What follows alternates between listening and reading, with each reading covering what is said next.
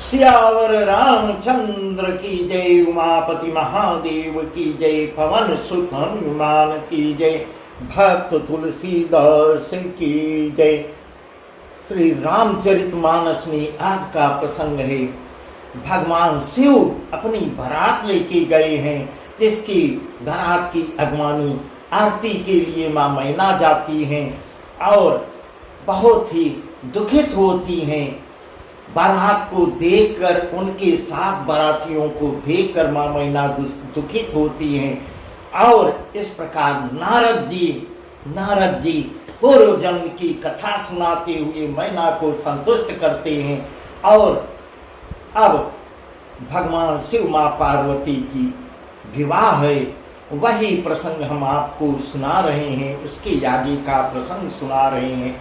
आज माँ पार्वती और भगवान शंकर की विवाह की का प्रसंग है, वही प्रसंग सुना रहा हूँ। इस प्रकार भगवान शंकर और माँ पार्वती के प्रसंग को जो सुनता है या जो पढ़ता है, उनके सीता राम के विवाह का और श्री कृष्ण रुक्मिणी विवाह एवं शालिग्राम तुलसी विवाह, यह सब कथाएं पढ़ना सुनना बहुत ही आवश्यक है। इससे अगर बच्चों के रिश्ते में मत नहीं बन रहे हैं, अड़चन आ रही है, बाधाएं आती हैं, तो वह आसान हो जाते हैं। ऐसा इस प्रकार इस प्रसंग को अवश्य सुनना चाहिए। इस प्रकार नारद जब समझा रहे हैं, सुन नारद के बचन तब सब कर मिटा विषाद। क्षण व्याप्यं सकलपुर घर घर यह संवाद।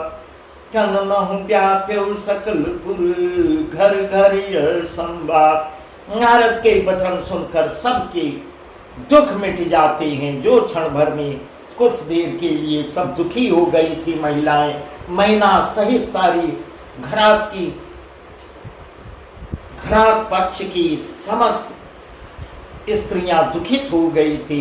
वह जब नारद समझाते हैं और तो आनंदित हो जाती हैं, सुख का अनुभव कर रही हैं। इसी प्रकार यह समाचार सारे नगर में घर घर फैल जाता है। अब आगे भगवान शिव और माँ पार्वती के विवाह का प्रसंग है। तब मैना हिमवंत आनंदे, तब मैना हिमवंत आनंदे, पुनि पुनि पार्वती पद वंदे। नारी पुरुष शिशु जुआ सयाने, नगर लोग सब यति हर्षाने। लगे होनपुर मंगल गाना, सजे सबही हाटक घटनाना। भांति अनेक भई जमुनारा, सूप शास्त्र जस कछु व्यवहारा। इस प्रकार करें जब महिला और हिमाचल आनंद में मग्न हो जाती हैं, दोनों नारद की बताई हुई कथा को सुनकर दोनों लोग प्रसन्न हो जाते हैं और उन्होंने बार बार पार्वती के चरणों की वंदना करती हैं। इस प्रकार अभी तक अनभिज्ञ थे वो लोग कि हे माँ जगदम्बा है, इस बात को से अनभिज्ञ थे। और जिसको नारद ने बता दिया, उनका ज्ञान खुल गया और नाच पार्वती के चरणों की वंदना करते हैं। स्त्री पुरुष बालक युवा और वृद्ध नगर के सभी लोग इसको देखकर बहुत प्रसन्न होते हैं। लगे होनपुर मंगल गाना, सजे सबई हाटक घटनाना।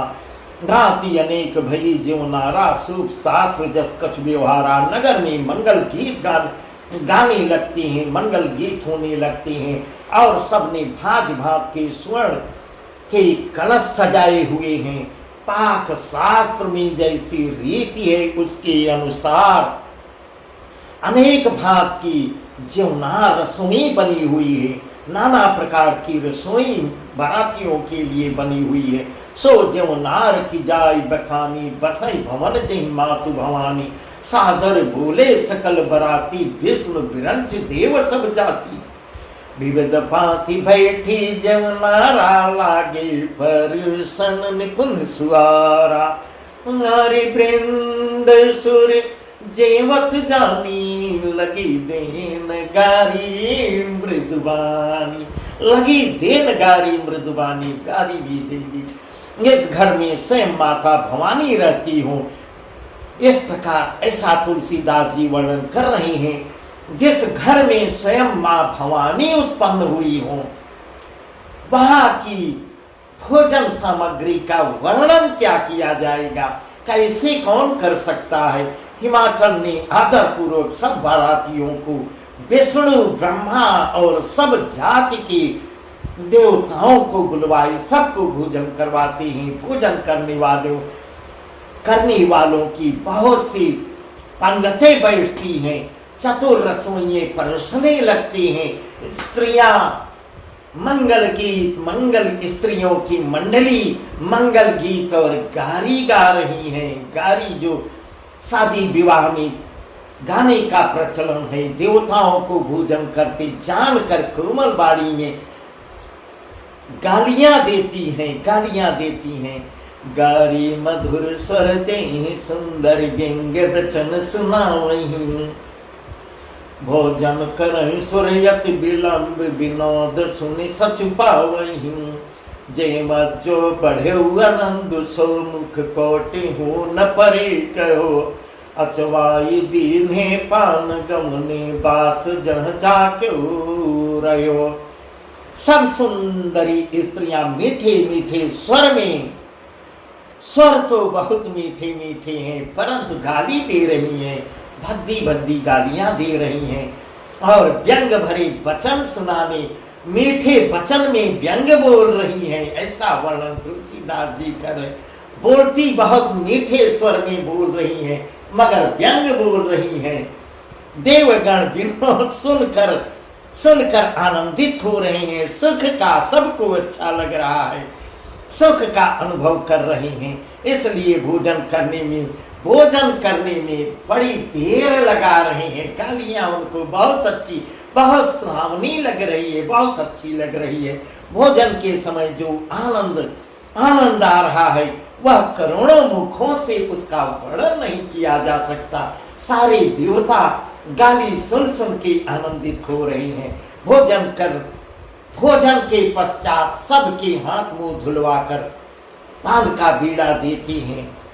फिर सब लोग जो जहां ठहरे वहां अपने जनवास को चले जाते हैं।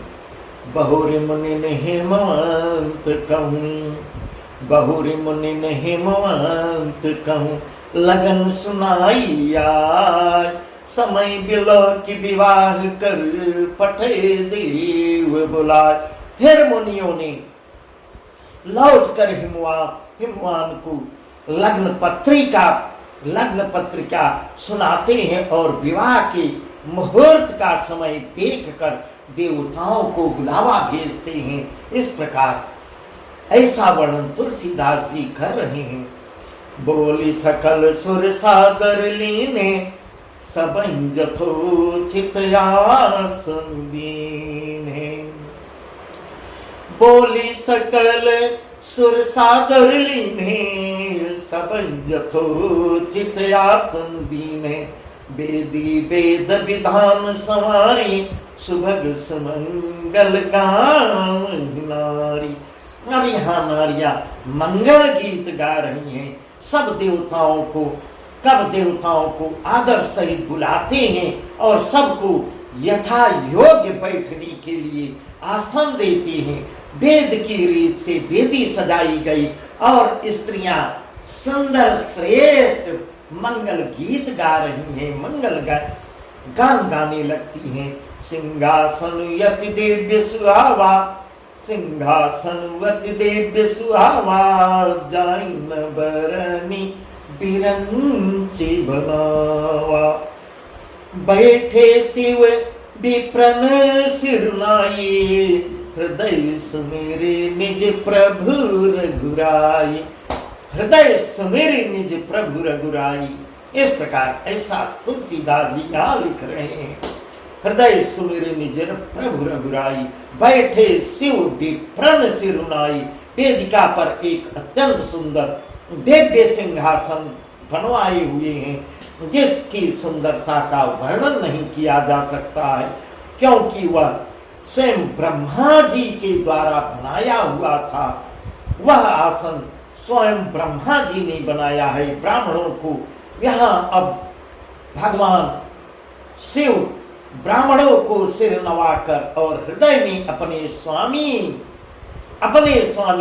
रघुकुल शिरोमणि श्री रघुनाथ जी का स्मरण करके शिव जी उस सिंहासन पर विराजमान होते हैं। बहुरी मुनि सन उमा बुलाए, कर श्रृंगार सखी लई आए। बहुरी मुनि सन उमा बुलाई, कर श्रृंगार सखी लई आए। देखत रूप सकल सुर मोहे, बरने छवि यस जग कवि को है। जगदम्बिका जानि भव भामा, सुरन मनहि मन कीन प्रणामा। जगदम्बिका जानि भव भामा, सुरन मनहि मन कीन प्रणामा। सुंदरता नर जात भवानी, जाई न कोटि बदन बखानी। इस प्रकार कर रहे बहुरी मुनि सन उमा बुलाई। फिर मुनीश्वरों ने पार्वती जी को बुलाती हैं। पहले महेश जी को आसन पे बैठा देती हैं, उसके बाद पार्वती जी को बुलाती हैं। सखियां श्रृंगार करके उन्हें ले आती हैं। पार्वती जी के रूप को देखते ही सब देवता इस प्रकार प्रहर्षित हो रहे हैं, इस प्रकार मोहित हो रहे हैं, इस प्रकार प्रसन्न हो रहे हैं। संसार में ऐसा कौन कवि है, ऐसा तुलसीदास जी वर्णन कर रहे हैं। संसार में ऐसा कोई कवि उत्पन्न नहीं हुआ जो उनकी सुंदरता का वर्णन कर सके। जब माँ जगदम्बा ही है, उनका वर्णन कौन कर सकता है। जगदम्बिका जानि भव भामा, सुरन मनहि मन कीन्ह प्रणामा। पार्वती को जगदम्बा और शिव जी की पत्नी समझकर सब देवताओं ने मन ही मन सब विनय भरे प्रणाम करते हैं। भवानी जी की सुंदरता की सीमा ही नहीं है। करोड़ों मुखों से भी उनकी शोभा नहीं कही जा सकती। कोटि बदन नहीं बने, बरनत जग जननी सभा महा। कोटि बदन नहीं बने, बरनत जग जननी सभा महा। सकुचई कहत श्रुति से सारद मंदमति तुलसी कहाँ। यहाँ कितना सुंदर वर्णन कर रहे हैं। मंदमति तुलसी कहाँ, सकुचा रहे हैं। तुलसीदास जी वर्णन करने में सकुचा रहे। कोटि बदन नहीं बने, बरनत जग जननी शोभा महा। जगत जननी पार्वती जी की महान शोभा का वर्णन करोड़ों मुखों से भी नहीं करते बनता। एक मुख क्या वर्णन करेगा, करोड़ों मुख वह शोभा का वर्णन नहीं कर सकती हैं। वेद भी शर्मिंदा हो रहे हैं वर्णन करने में। शेष जी और सरस्वती जी तक उसे कहने में सरस्वती जी भी, उनकी भी वाणी सकुचा रही है वर्णन करने में। ऐसा कह रहे हैं। छवि खानी मातु भवानी गमनी, मध्य मंडप शिव जहाँ। छवि खानी मातु भवानी गमनी, मध्य मंडप शिव जहाँ। अवलोकि सकहि न सकुच पति, पद कमल मनु मधु करू था।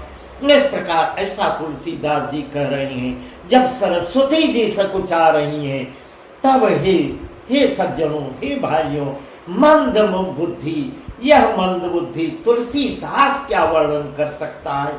तुलसीदास किस गिनती में है। कह सकुचई कहत सुत सेत, शेष शारद मंद मति तुलसी कहाँ। जिसको शारदा माँ सरस्वती की वाणी कहने में, वर्णन करने में सच जा रही है, उस वर्णन को मंद बुद्धि तुलसीदास क्या वर्णन कर सकता है? वह किस गिनती में है? सुंदरता और शोभा की खान माता भवानी मंडप के बीच में जब पधारती हैं, जहाँ जहाँ विराजमान होती हैं, जहाँ शिव जी थे वहीं वहीं माँ पार्वती भी आ जाती हैं, विराजमान होती हैं। ये संकोच के मारे पति शिव जी के चरण कमलों को देख नहीं सकती, सकुचा रही है, परंतु उनका मन रूपी भंवरा, इस प्रकार कवि लेखक यहाँ वर्णन कर रहा है। उनका मन जो है, मन ही मन प्रणाम कर रही है, और मन रूपी भंवरा तो वही वही उनके चरण कमलों का ही रसपान कर रहा है। उनका ध्यान उनके चरण पर ही लगा हुआ है।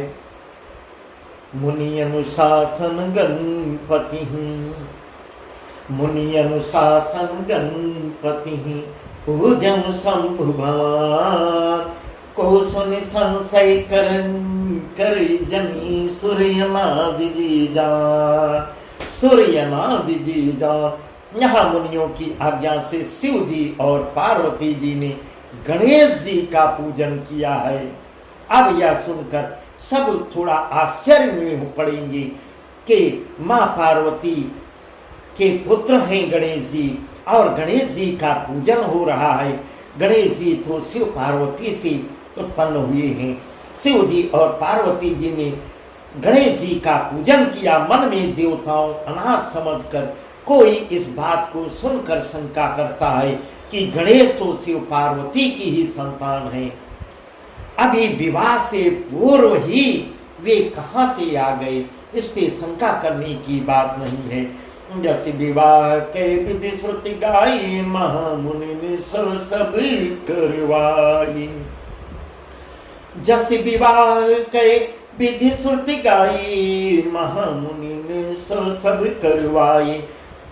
गई गिरीश कुश कन्या पानी, भवई समर्पी जानी भवानी।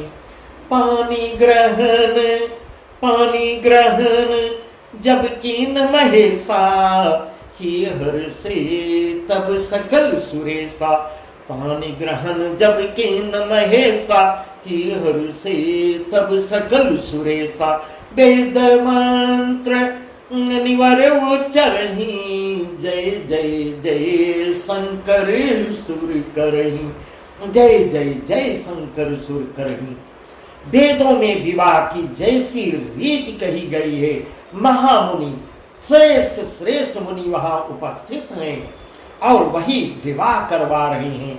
महामुनियों ने वही सभी रीति के भांति से शादी करवाई। पर्वतराज हिमाचल ने हाथ में कुश लेकर, दोनों मैना और हिमाचल ने कुशा लेकर कन्या का हाथ पकड़कर उन्हें भवानी शिव पत्नी जानकर शिव जी को समर्पित करते हैं, कन्यादान देते हैं। इस प्रकार पानी ग्रहण जब केन महेशाई, हर से तब सकल सुरेशा। पानी ग्रहण जब कीन महेशा, हर से तब सकल सुरेशा। वेद मंत्र मुनिवर उच्चरहि, जय जय जय शंकर सुर करें। जब महेश्वर शिव जी ने पार्वती का पाणी ग्रहण किया, तब इंद्राद सब देवताओं हृदय में बड़े बड़े सब देवता लोग हृदय से हर्षित हो रहे हैं, आनंदित हो रहे हैं। श्रेष्ठ मुनिगण वेद मंत्रों का उच्चारण करने लगते हैं। देवतागण शिव जी की जय जयकार करने लगते हैं। जय जयकार हो, जय हो, जय हो की आवाज आने लगती है। बाजन बाजन विविध विधाना, सुमन वैष्णव भय विधि नाना। हर गिरिजा कर भयो विवाहु, सकल भुवन भर रहा उछाऊ। दासी दास तुरग रथना, गाधेनु बसन मणि वस्तु विभागा।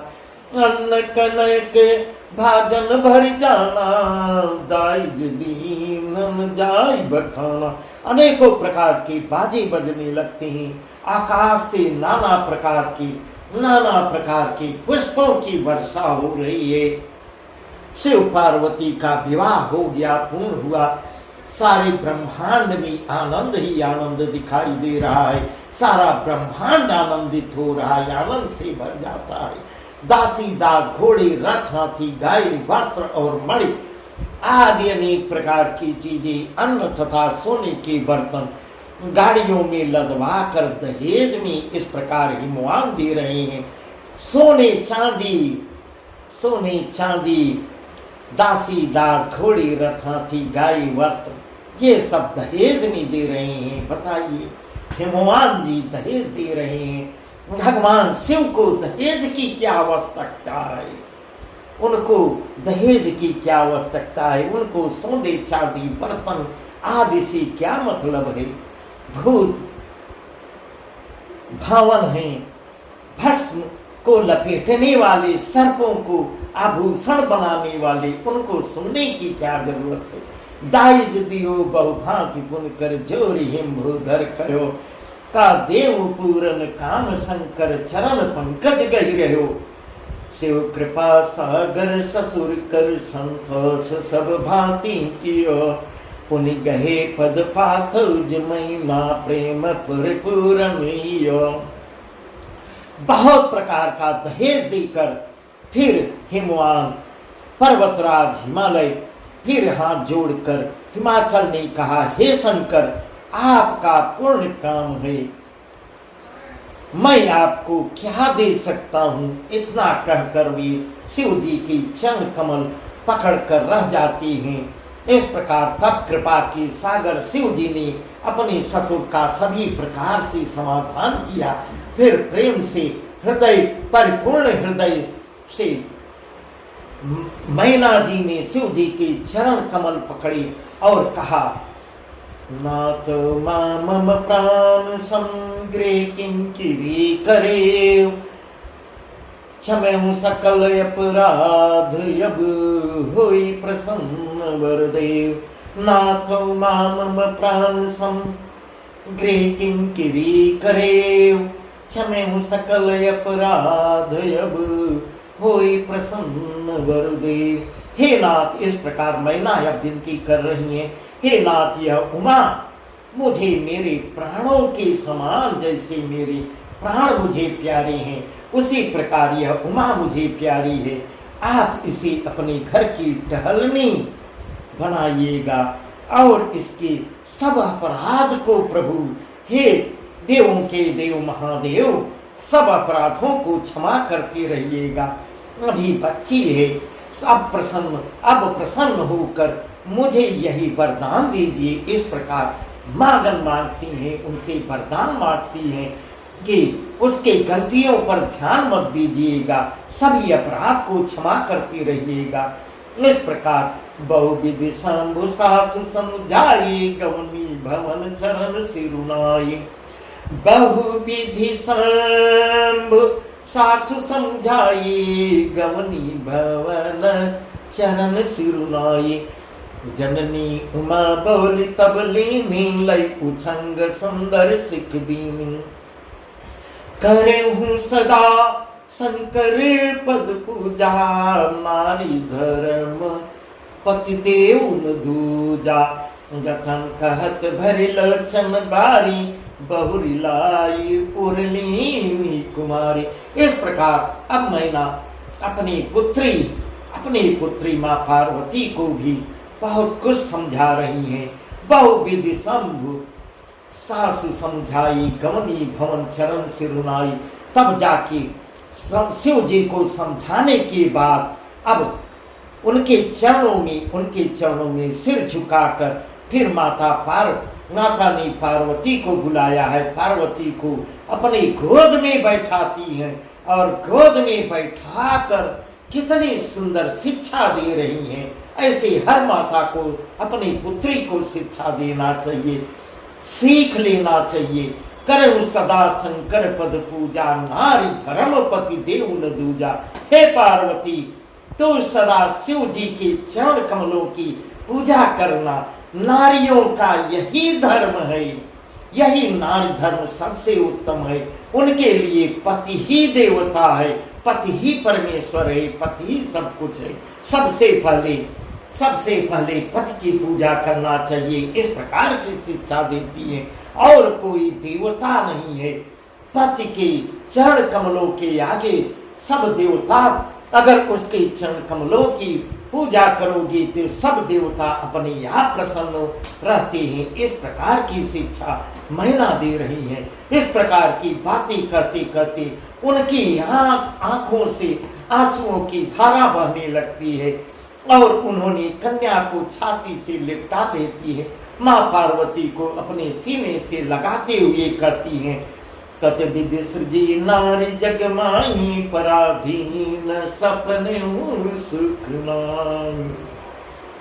यहाँ तुलसीदास जी वर्णन कर रहे हैं, कत विधि सृजी नारी जग माही, पराधीन सपने सुख नाही, पराधीन सपने सुख नाही। गयति प्रेम विकल महतारी, धीरज कीन को समय विचारी।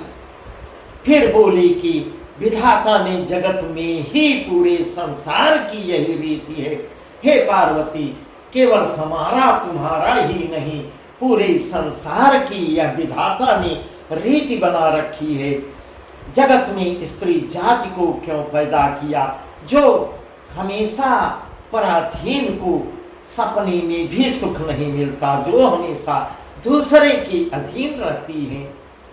ऐसे करती हुई माता प्रेम में अत्यंत विकल हो जाती है, परंतु कुसुमय को जानकर, कुसुमय को सोचकर दुख करने का अवसर न जानते हुए, यह दुख करने का अवसर नहीं है।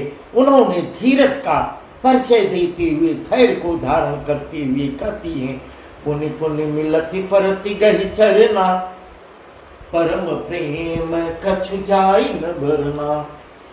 सब नारिन मिल भेंट भवानी, जाई जननी उर पुनि लपटानी। इस प्रकार कह रही हैं। मैना बार बार मिलती हैं और पार्वती के चरणों को पकड़कर गिर पड़ती हैं। बड़ा ही प्रेम है, इसका कोई वर्णन नहीं किया जा सकता।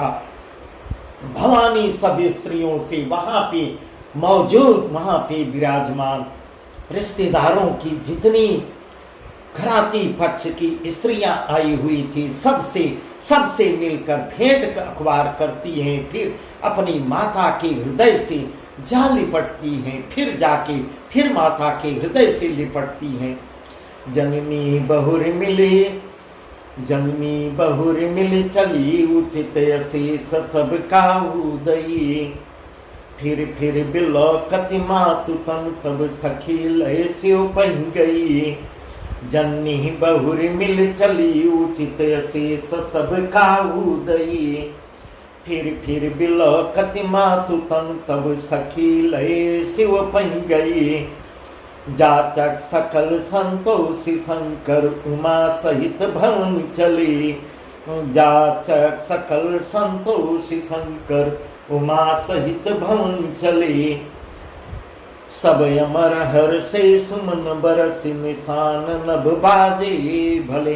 इस प्रकार करें माँ पार्वती जी माता से मिलकर, माता से फिर जाके मिलती हैं, फिर मिलकर चलती हैं, आगे बढ़ती हैं। सब किसी ने उन्हें यथा योग्य सबने आशीर्वाद दिया। पार्वती जी फिर कर बार बार पीछे मुड़कर माता की ओर देखती जाती हैं, सखियों के साथ आगे बढ़ती जाती हैं।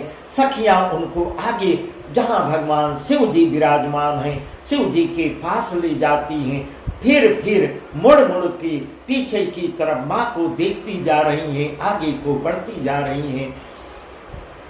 महादेव जी की सब याचकों को, महादेव जी सब याचक जितने हैं याचकों को संतुष्ट कर पार्वती को साथ लेके अपने घर कैलाश के लिए चल देते हैं, कैलाश को चलते देते हैं। सब देवता प्रसन्न होकर पुष्पों की वर्षा करते हैं और आकाश में सुंदर नगाड़े बजने लगते हैं।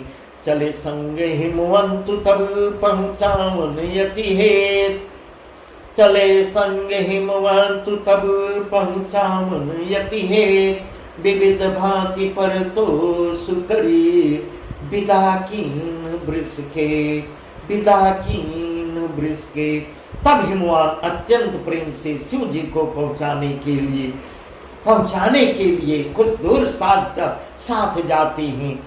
और बृहस्पति शिव जी ने बहुत तरह से उन्हें संतोष कराकर वहां से आग्रह करके कुछ दूरी पर जाते हैं, कुछ दूर तक साथ ले जाके पहुंचाते हैं। वहां भगवान शिव उनको आग्रह करके जाने के लिए विनय करते हैं कि आप यहाँ से वापस हो लीजिए। जाने के लिए विदा करते हैं, संतोष कराकर विदा करते हैं। इस प्रकार ऐसा वर्णन है। तुरत भवन आए गिरिराए, सकल शैल सर लिए बुलाए। आदर दान विनय बहुमाना, सब कर विदा की नहीं मुआना। जब सांब कैलास आए, सुर सब निज निज लोक सिधाए। जगत मातु पितु शंभु भवानी, ते सिंगार न कहूँ बखानी। पर्वतराज हिमालय तुरंत घर को वापस जाते हैं।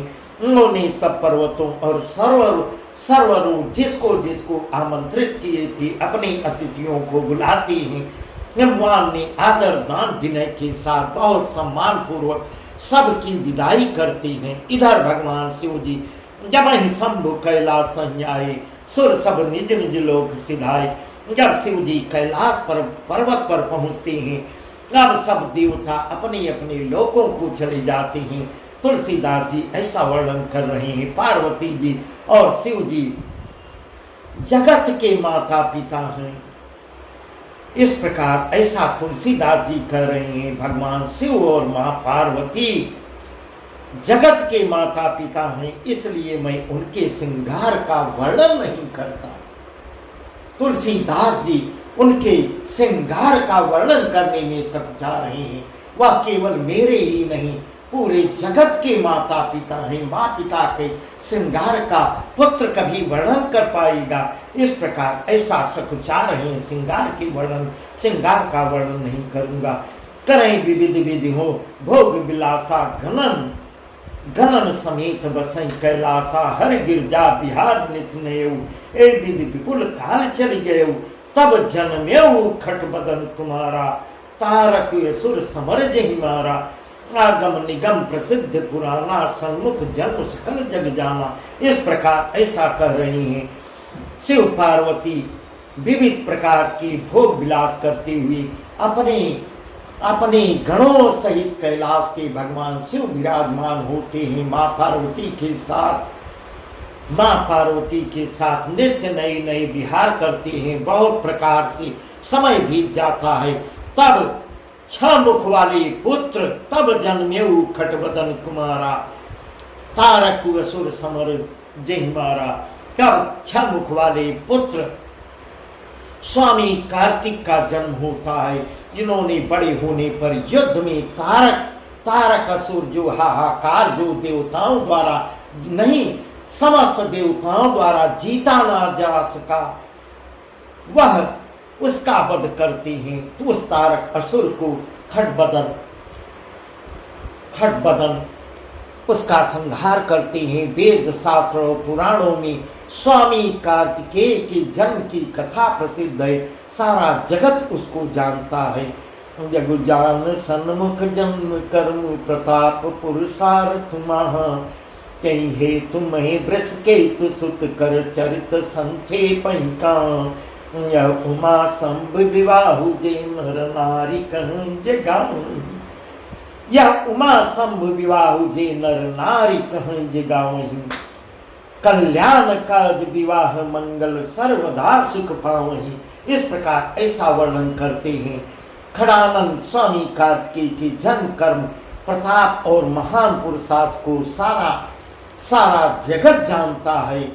वैसे इसलिए मैं बहुत थोड़ा संक्षेप में ही वर्णन कर रहा हूँ। मैं बृहस्पति शिव जी के पुत्र का संक्षेप में ही वर्णन कर रहा हूँ। शिव पार्वती के विवाह की, शिव पार्वती के विवाह की इस कथा को जो स्त्री पुरुष कहेंगे, सुनेंगे, गाएंगे, वे कल्याण के कार्यों और विवाहादि मंगलों में सदा सुख पाएंगे। इस प्रकार बाबा तुलसीदास जी घरों से कह रहे हैं, भगवान शिव मां पार्वती के विवाह को जो सुनेगा, गाएगा, इस प्रकार कहेगा, वह हमेशा सुख पाएगा।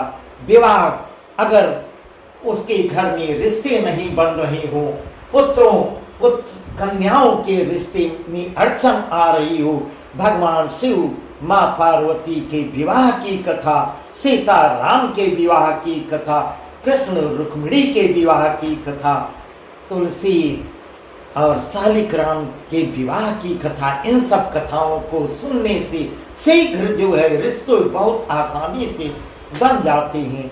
चरित सिंधु गिरजा रमन वेदन पावहि पार, चरित सिंधु गिरजा रमन वेदन पावहि पार, भर नहीं तुलसीदास किम अतिमति मंद गंवार, भर नहीं तुलसीदास किम अतिमति मंद गंवार।